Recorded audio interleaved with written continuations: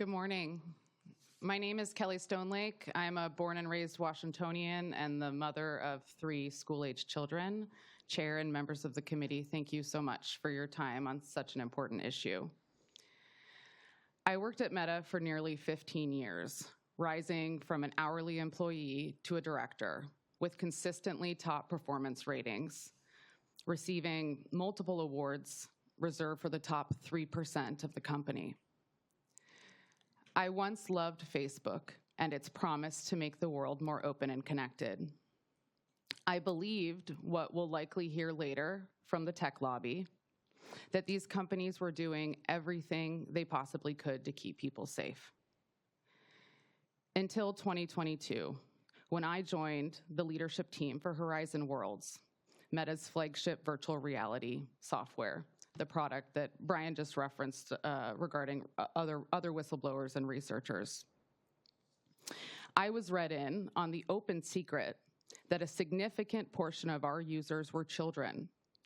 Meta was violating public policy, collecting children's data, and exposing them to unknown adults without parental controls or consent. There were organization-wide directives to avoid taking notes or keeping any record of our knowledge of children using the product, as the company's priority was not to keep people safe, but to keep their profit safe. When the leadership team decided to play test our product, we could not hear one another over the sounds of screaming children. Instead of addressing the problem, they moved the test to a private space.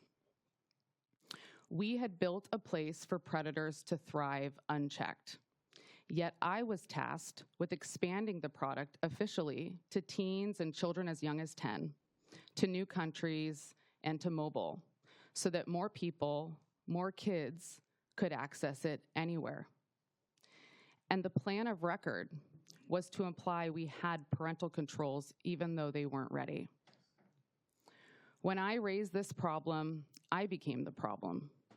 First told to silence other concerned employees as a demonstration of my skill, I refused, and eventually removed from the meetings required to do my job, citing concerns about confidentiality.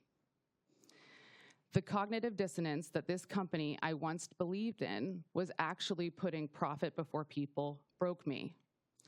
This, plus Meta's sophisticated system of harassment and retaliation toward anyone who speaks up about their business practices, culminated in a significant mental health crisis and functional loss, of which I am still recovering from.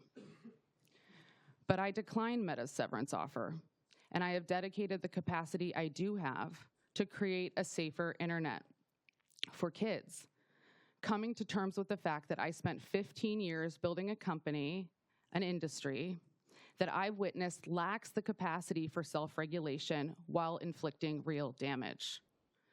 Because I've met so many families who have experienced profound impact, the loss of a child, due to this negligence. This is Mason Edens. He turned to his algorithmic feed in the wake of a breakup, searching for inspirational quotes and comfort. The algorithm fed him what was going to keep him most engaged, a steady stream of pro-suicide content, which he received until he took his own life. As Brian said, this legislation does not take away parental agency.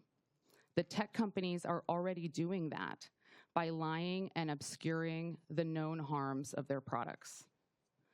This legislation gives kids in Washington a fighting chance against the most addictive and predatory features of these products: endless scroll, algorithmic content, and notifications at all hours. While self-regulation is ideal, they've repeatedly failed. When Meta says it's too complex, too burdensome to comply with potential regulation in the name of kids' safety, I encourage you to ask them about the deep sea fiber they're circumnavigating the globe with in the name of growth.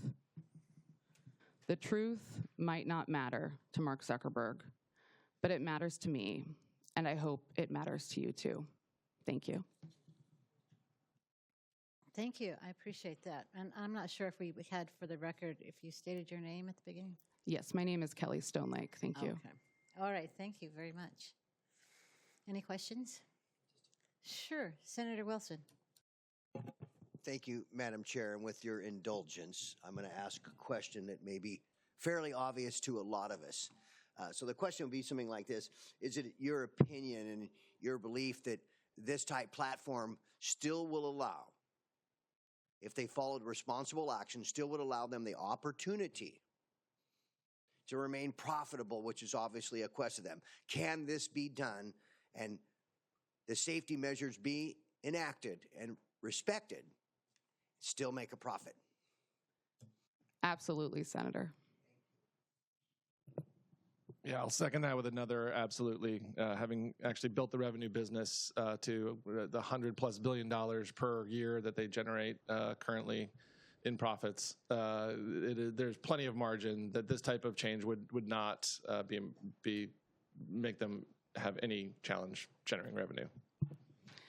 And I would also like to add that I consider it to be extraordinarily disgraceful that this is even an argument, because let's say that taking measures to protect the safety and stop kids like these buttons that are on these buttons I'm wearing from dying due to their quest for profitability, if it were impossible for them to maintain profitability without killing kids, I can't imagine another circumstance where we would say, let's make sure we don't kill this company instead of let's make sure we don't kill kids.